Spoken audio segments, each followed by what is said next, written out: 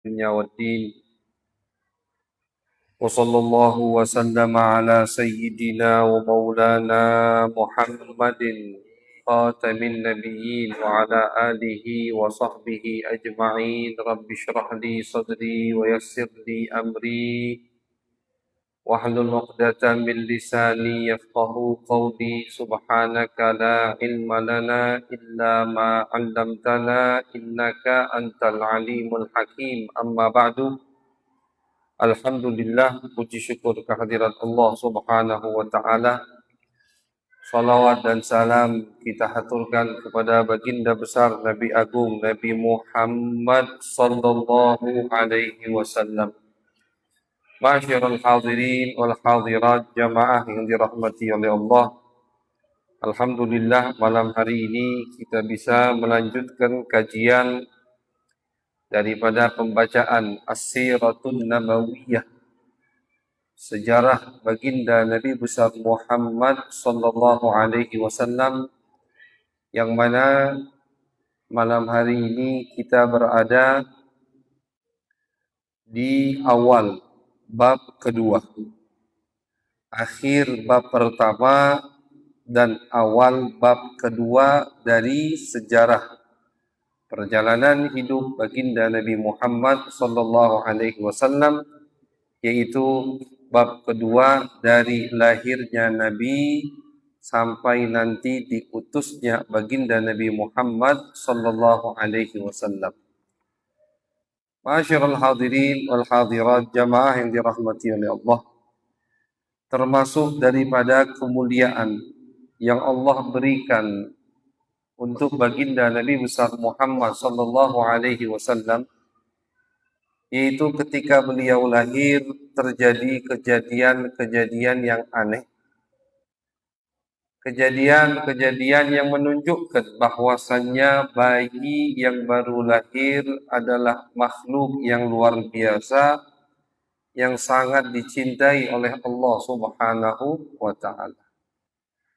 Sering kita dengar di kitab Maulid bahwasannya ibunda beliau sendiri, As-Sayyidah Aminah radhiyallahu taala anha, menceritakan apa yang beliau lihat, apa yang beliau alami, bahkan dari sejak pertama kali mengandung baginda Nabi Muhammad sallallahu alaihi wasallam.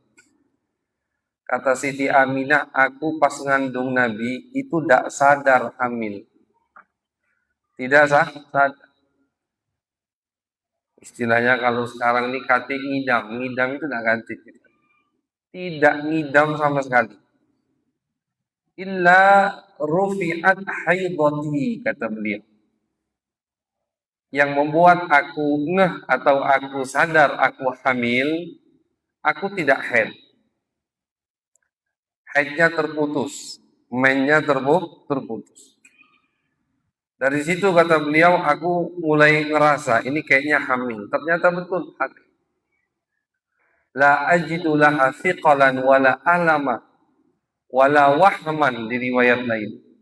Jadi tidak merasakan sakit, tidak merasakan berat, tidak merasakan ngidam. Sampai kapan? Sampai dilahirkannya baginda Nabi Muhammad sallallahu alaihi wasallam.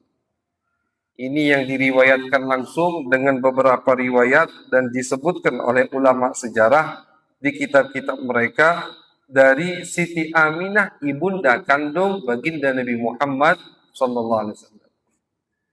Kemudian ketika proses persalinan Nabi Muhammad, sampai sekarang Pak, kalau kita haji atau umroh itu ada masih bangunan gitu, Maulidun Nabi, tempat lahirnya baginda Nabi Muhammad sallallahu alaihi wasallam. Kalau yang selesai sa'i antara Safa dan Marwa, kemudian keluar dari pintu dari pintu Marwa, depannya ada toilet, toilet umum banyak. Nah, maju sedikit pinggir jalan itu ada rumah yang di situ dilahirkan baginda Nabi Muhammad sallallahu alaihi wasallam. Sampai sekarang masih ada, cuma tidak bisa masuk, tidak bisa masuk. Dicatat tapi sama mereka, dijaga, dilestarikan. Alhamdulillah, ini rumah yang di rumah tersebut dilahirkan baginda Nabi Muhammad sallallahu alaihi wasallam. Rumah yang sangat mulia, menyaksikan kelahiran manusia teragung baginda Nabi Muhammad. Bidannya itu namanya Asy-Syifa atau Asy-Syaffa, bisa dibaca dua riwayat. Bidan Nabi, nanti masuk Islam bidannya Nabi, yang bantu persalinan Siti Aminah. Kata beliau, ketika aku melahirkan baginda Nabi Muhammad SAW, adha'at, Nabi lahir, bareng dengan keluarnya Nabi, itu kamar, kata bidan Nabi, bercahaya. Kamarnya cuman berapa kali berapa, tidak besar. Cuman hatta ra'aitu qusura Syam, kata bidannya, dan ini dua riwayat, bidannya ngelihat Asy-Syaffa tadi, dan ibu Nabi ngelihat Siti Aminah. Sampai-sampai kami melihat istana yang ada di negeri Syam. Diriwayatkan sampai ke kota Busra. Busra itu kalau sekarang di Yordania, itu Busra. Ya, di Yordania, Busra. Sampai ke situ. Kalau dari Mekah ke Madinah 450 kilo, dari Madinah ke Tabuk itu 600 kilo, 1000 kilo, belum sampai ke Busra itu. Jadi cahaya Nabi tembus jarak 1000 kilo, sehingga orang yang ada di kamar pada saat itu melihat istana yang ada di negeri Syam. Dan ini diriwayatkan, disebutkan oleh para ulama. Bukan sembarangan ulama yang menyebutkan riwayat ini. Riwayat apa yang terjadi di malam kelahiran baginda Nabi Muhammad sallallahu alaihi wasallam. Banyak ulama menyebutkan riwayatnya. Yang ketika kita tahu, pasti kita yakin ini cerita betul adanya dan tidak mustahil kalau berkaitan dengan baginda Nabi Muhammad sallallahu alaihi wasallam. Kadang musibah orang zaman sekarang ini semua dikaitkan sama akal. Pak, Bu, akal kita ini makhluk Allah. Akal kita, EQ-nya setinggi apapun, sejenius apapun orang tersebut, tetap makhluknya Allah. Tidak akan bisa mencampuri atau mengetahui semua kekuasaan Allah. La tudrikuhul absar wa huwa yudrikul absar, kata Allah di dalam Al-Quran.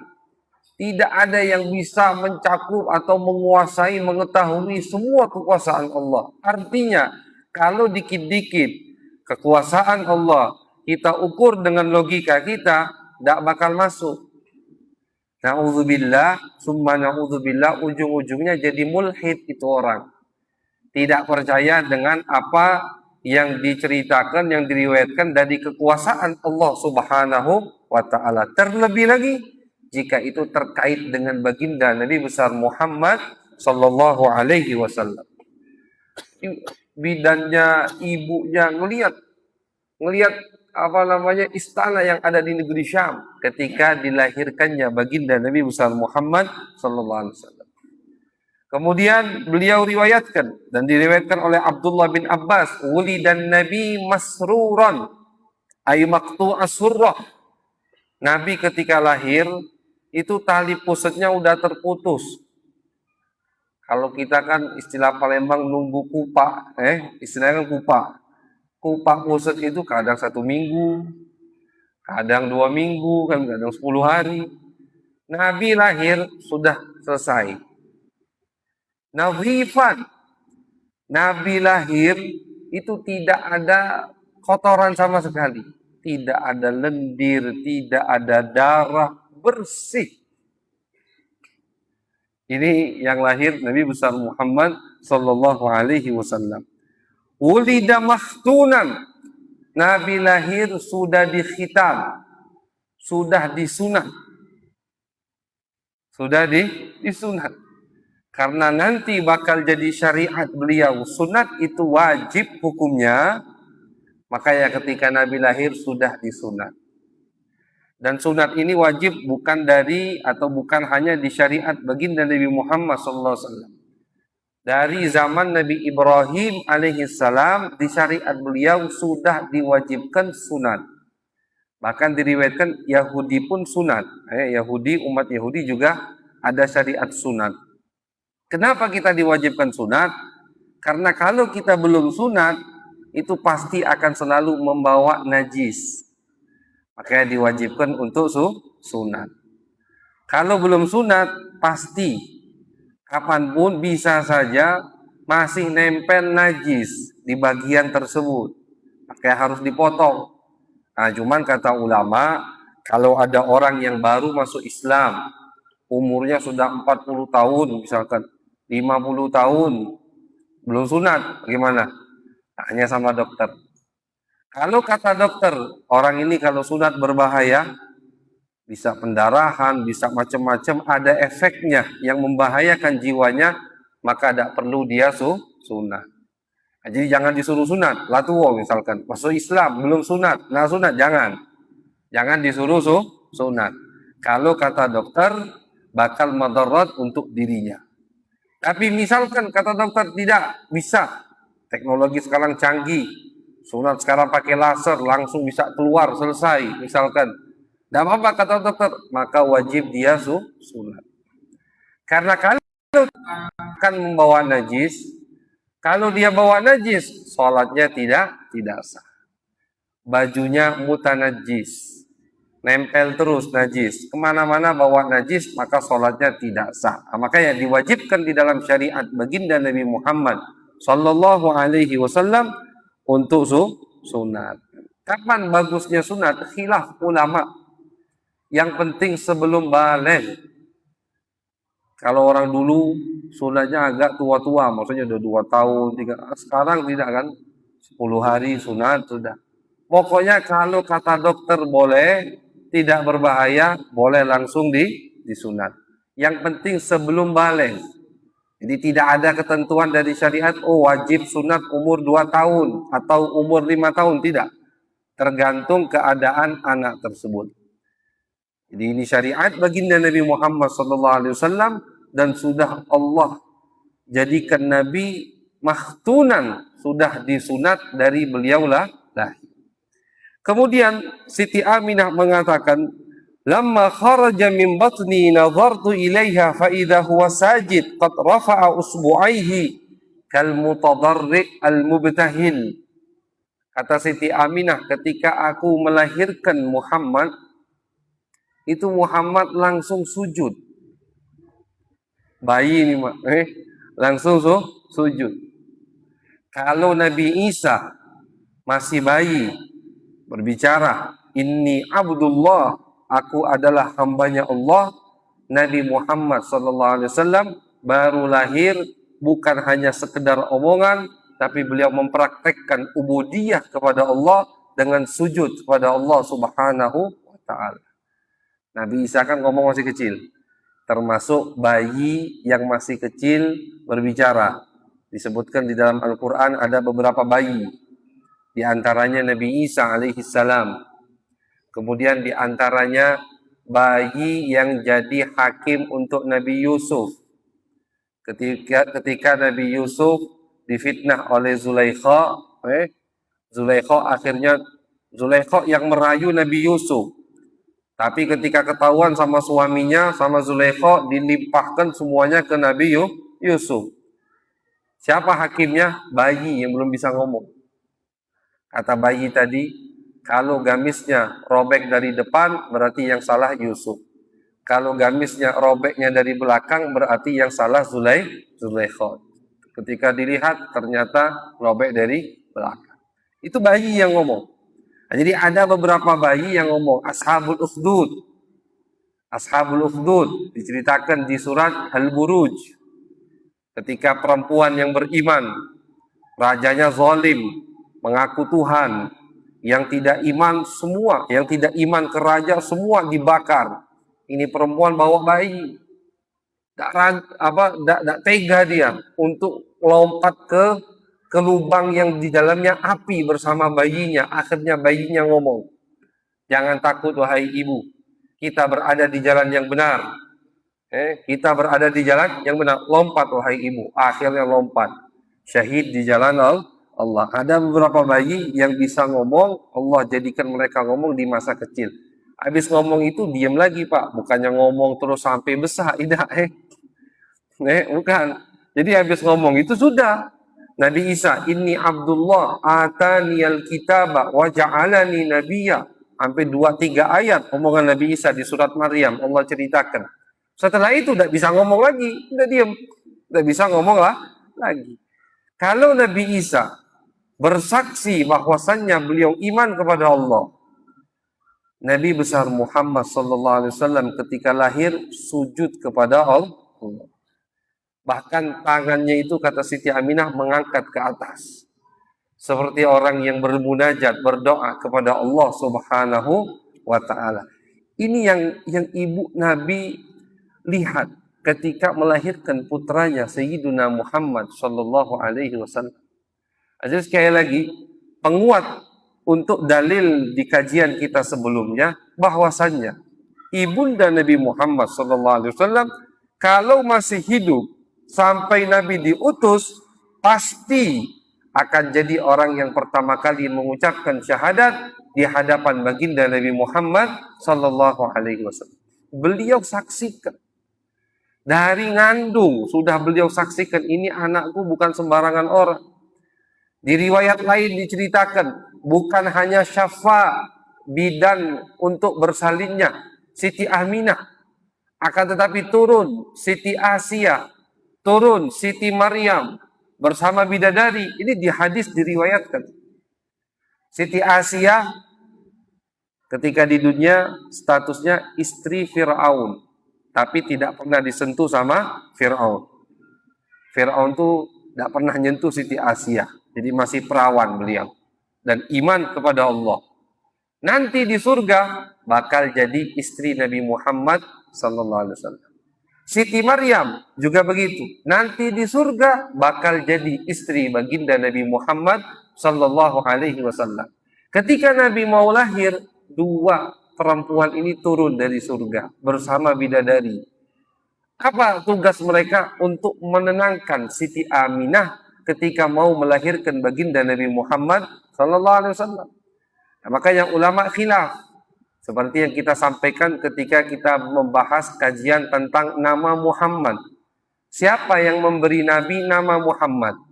Ada riwayat yang mengatakan yang memberi beliau nama Muhammad dari Allah melalui ilham bidadari Siti Maryam, Siti Asia memerintahkan Siti Aminah untuk memberi nama putranya Muhammad. Ada riwayat lain yang mengatakan tidak, kakek Nabi yang bernama Abdul Muttalib yang memberikan beliau nama Muhammad. Dua riwayat. Nah, jadi ketika Nabi mau lahir, bidadari turun, Siti Asiyah turun, Siti Maryam turun untuk menyambut kelahiran orang yang paling dicintai oleh Allah Subhanahu wa Ta'ala. Ketika ini kejadian yang aneh di bumi, di langit ada. Ketika malam yang di malam Nabi itu lahir malam menjelang subuh, Ketika malam menjelang subuh Nabi mau dilahirkan,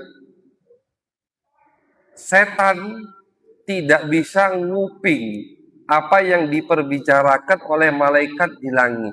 Ini Allah ceritakan di surat Al-Jin di Al-Quran. Kata jin ini kan iblis, setan semua masuk bangsa jin. Cuman kalau untuk jin yang kafir itu lebih sering dipanggil iblis atau setan. Biasanya jin itu untuk yang muslim. Kalimat jin, istilah kalimat jin itu lebih sering digunakan untuk yang muslim. Karena dari bangsa jin ada yang muslim, ada yang kafir. Jin sendiri yang cerita Pak, di Al-Quran, wa anna minnal muslimuna wa minnal qasitun. Kata jin, di antara kami ada yang muslim, ada yang kafir. Nah, kata jin yang Allah ceritakan, cerita dari jin di dalam Al-Quran, di malam kelahiran baginda Nabi Muhammad, kami dapati Langit dijaga oleh malaikat. Langit dijaga oleh malaikat.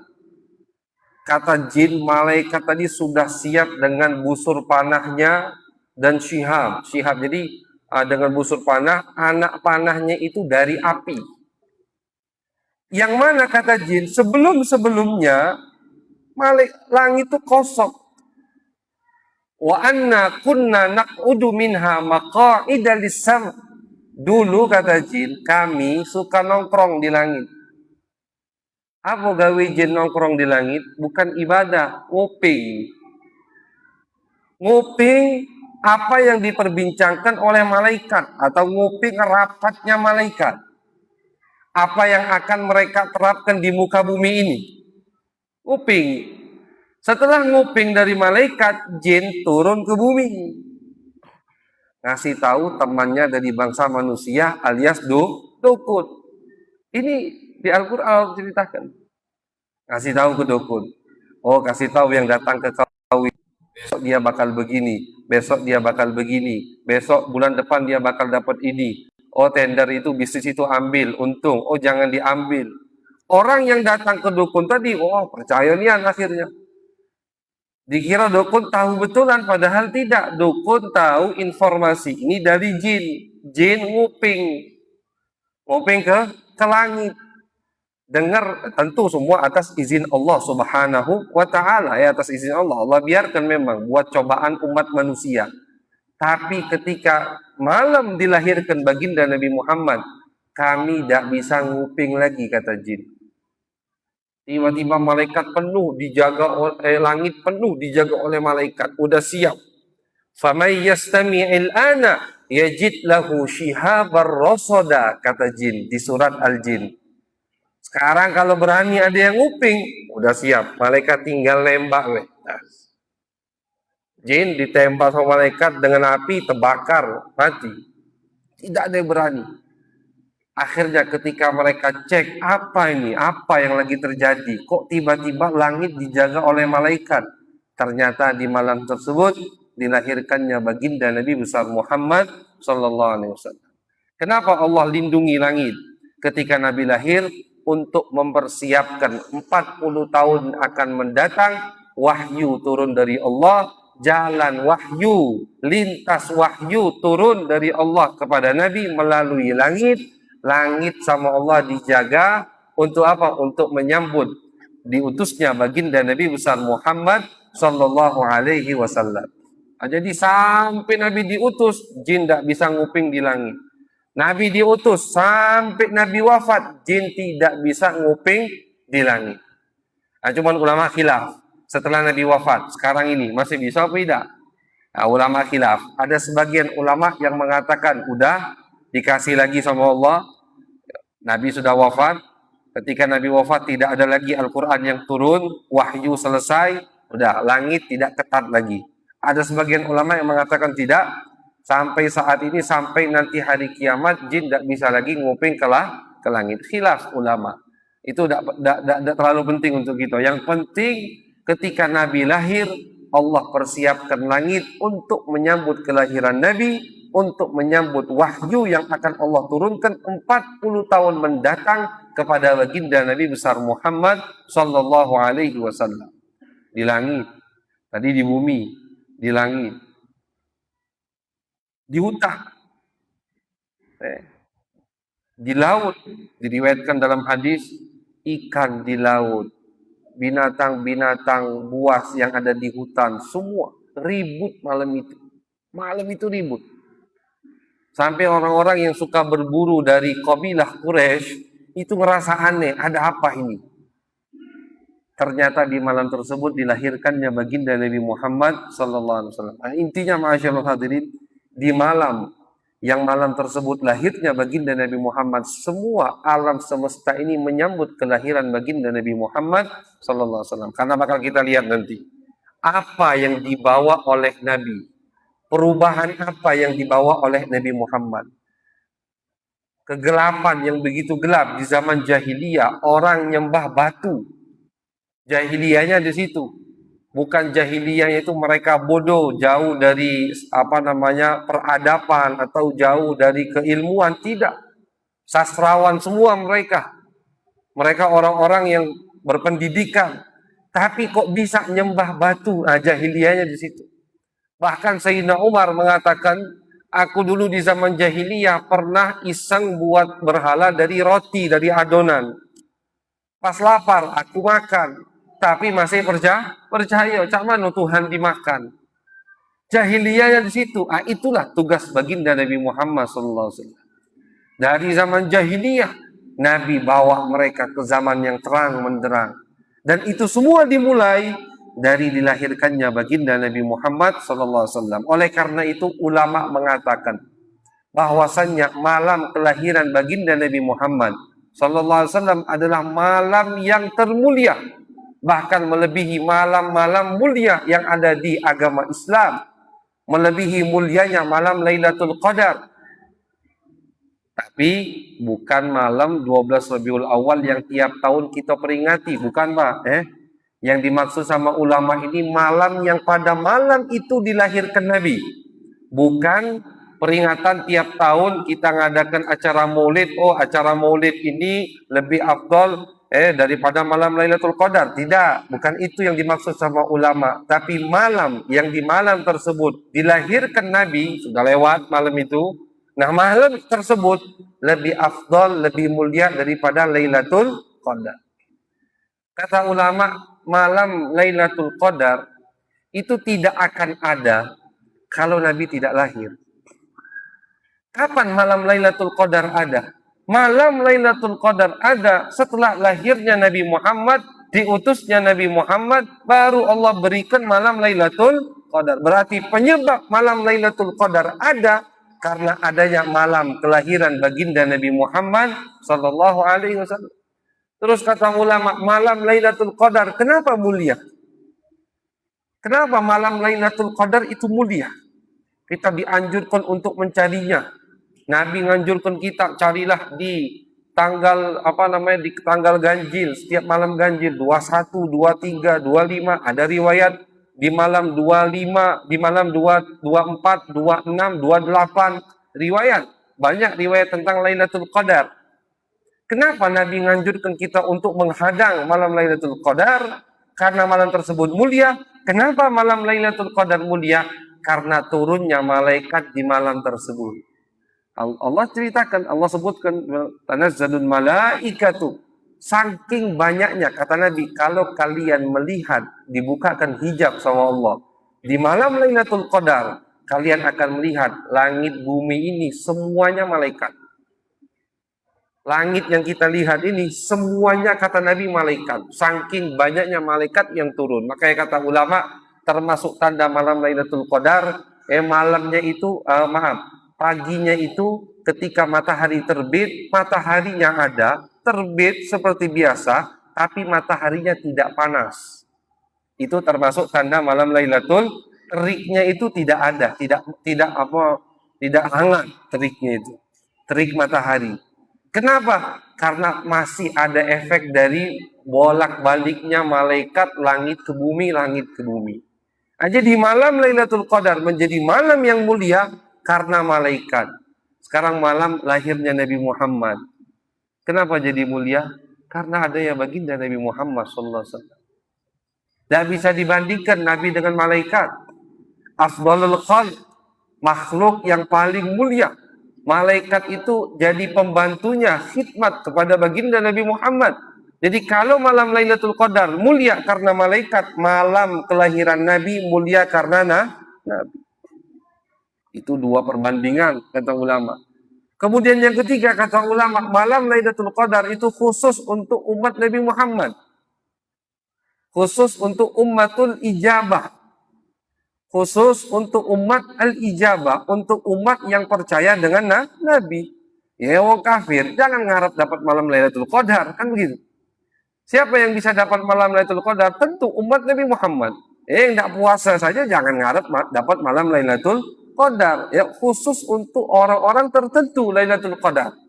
Yang puasa, yang sholat, yang tidak rutin atau kontinu melakukan maksiat, israr melakukan itulah yang dapat malam Lailatul Qadar. Tapi keberkahan, rahmat yang didapatkan dari malam kelahiran Nabi, semua umat manusia. Yang kafir pun dapat bagian dari rahmat Nabi. Ahli maksiat dapat rahmat Nabi. Kapan mereka dapat ini semua? Dari dilahirkannya baginda Nabi Muhammad sallallahu alaihi wasallam. Jadi adanya Nabi di muka bumi ini itu rahmat yang besar dari Allah untuk umat manusia.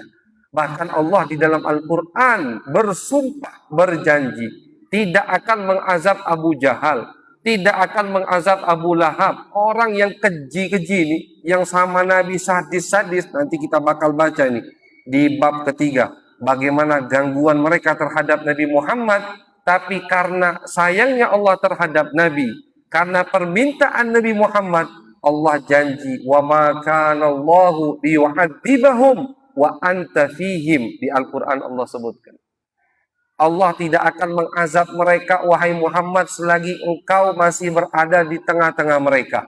Jadi adanya Nabi, sosok Nabi itu ada di muka bumi, itu rahmat yang luar biasa dari Allah Subhanahu wa ta'ala. Ada di sinilah, masih banyak lagi perbandingannya. Cuman ini sebagian. Dari sinilah ulama mengatakan malam kelahiran Nabi Muhammad SAW itu melebihi mulianya daripada malam-malam lain. Tapi sekali lagi kita ingatkan, bukan malam maulid yang kita peringati setiap tahunnya. Bukan ya. Malam maulid tanggal 12 Rabiul Awal kita memperingati maulid Nabi. Oh, malam itu lebih mulia dari Lailatul Qadar. Tidak, bukan itu maksudnya. Maksudnya malam yang sudah lewat. Yang di malam tersebut dilahirkan baginda Nabi besar Muhammad sallallahu alaihi wasallam. Jadi kalau Allah saja menyambut kelahiran Nabi, senang dengan kelahiran Nabi, masa ada umat Nabi Muhammad ketika masuk ke bulan kelahiran baginda Nabi Muhammad SAW tidak mau sama sekali, paling tidak memperingati atau baca sejarah, kumpulkan masyarakat, dengarkan mereka sejarah dilahirkannya, bagaimana dilahirkannya baginda Nabi Muhammad SAW. Betul, kalau ada orang yang hanya merayakan atau senang dengan Nabi di bulan Maulid, di malam kelahiran Nabi, tapi setelah itu lupa jauh dari Nabi, itu mazhabnya mazhab Abu Lahab. Mazhabnya mazhab Abu Lahab. Cuman itu bukan mazhab kelima, Pak. Itu mazhab dewe. Mazhab Abu Lahab yang kalau cuman ingat sama Nabi di bulan Maulid, seperti Abu Lahab. Kita setiap saat harus ingat dengan Nabi, rindu kepada Nabi, mau dengar sejarah Nabi, bersolawat kepada Nabi.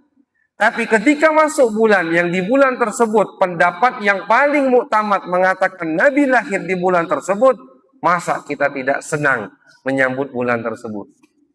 Nah, jadi perlu diketahui Nabi itu pendapat yang muktamad, beliau lahir di bulan Rabiul Awal. Tapi ada pendapat yang lain, Pak. Ada pendapat yang mengatakan beliau lahir di bulan Ramadan, bukan Rabiul Awal. Ada pendapat yang mengatakan beliau lahir di bulan Muharram.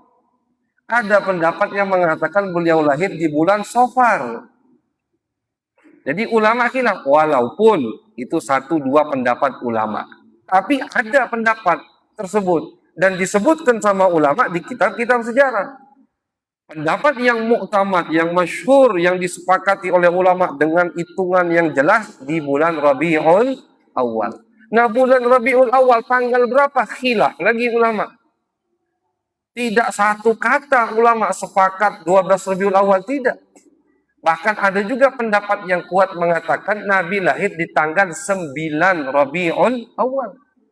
Ini pendapat dikuatkan oleh Al-Imam Malik, gurunya Imam Syafi'i, bahwasanya Nabi lahir di tanggal 9 Rabiul Awal.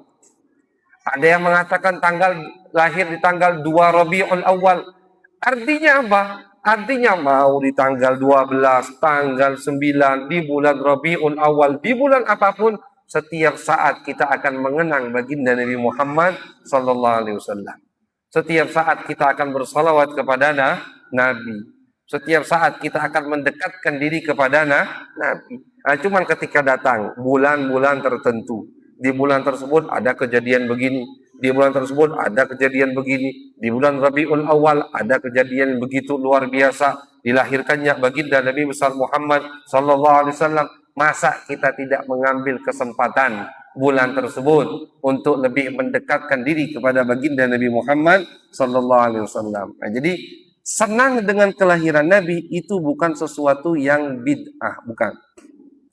Al-Imam Ibnu Hajar Al-Asqalani beliau mengatakan bahwasannya yang pertama kali senang dengan kelahiran Nabi selain Allah adalah Nabi sendiri. Nabi sendiri. Nabi itu ketika ditanya, "Ya Rasulullah, kenapa antum puasa hari Senin rutin?" Kata Nabi, di hari Senin aku dilahirkan. Itu. Di hari Senin aku dilahirkan. Di hari Senin aku dilahirkan, aku diutus, aku hijrah, dan wafat pun di hari Senin. Wafatnya Nabi di hari Senin. Jadi kata Nabi, aku dilahirkan di hari Senin, makanya aku puasa. Kata Al-Imam Ibn Hajar, berarti Nabi senang dengan hari kelahiran beliau. Bentuk atau cara Nabi mengungkapkan kesenangan beliau dengan puasa. Nabi tidak ngomong, kalau kalian senang dengan kelahiran aku, puasa juga ya di hari Senin. Tidak. Nabi hanya menyebutkan sebab, illat. Kalau di ilmu usul fikih namanya illat. Illat itu penyebab.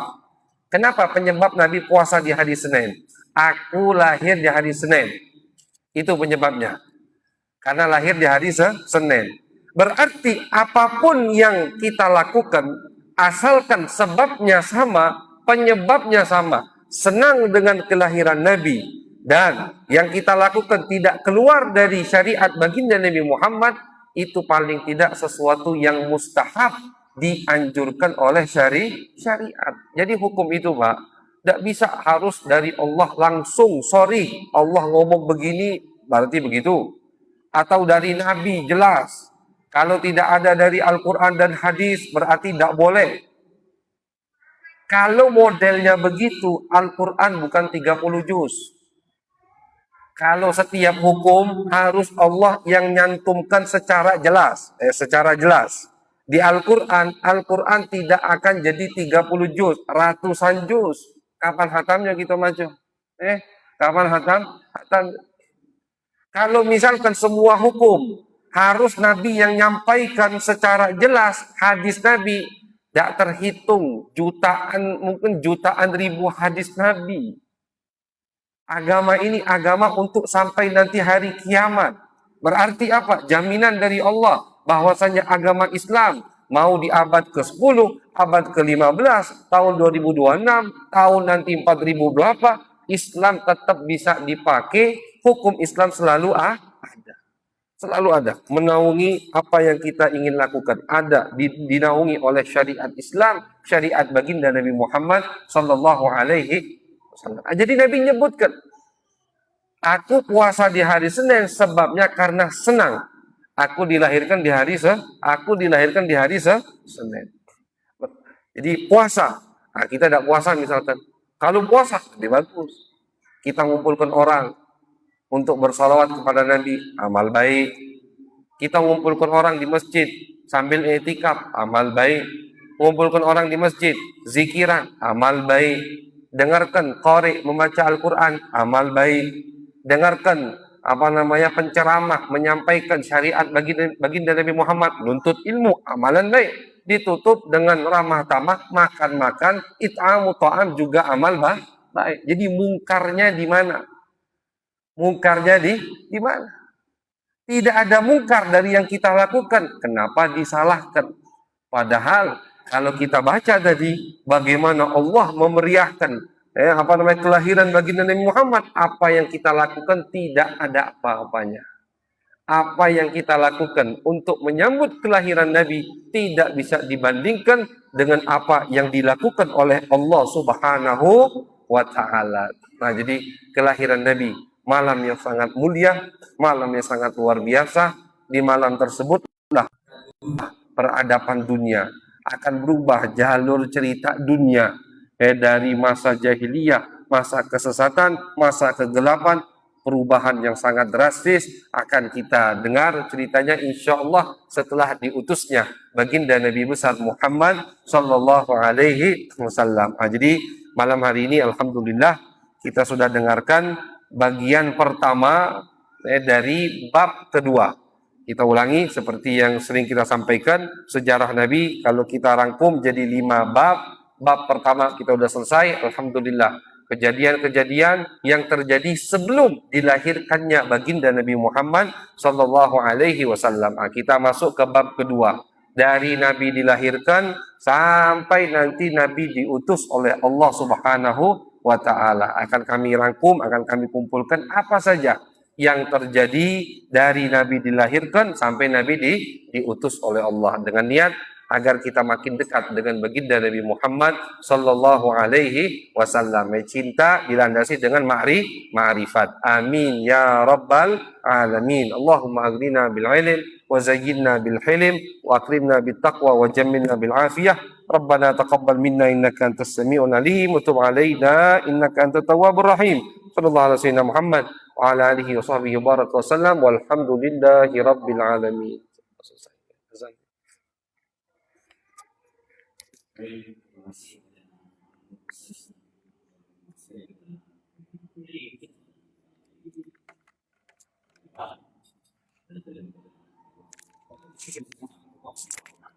Asyhadu an la ilaha illallah. Waalaikumsalam warahmatullahi wabarakatuh. Ustaz itu di sini.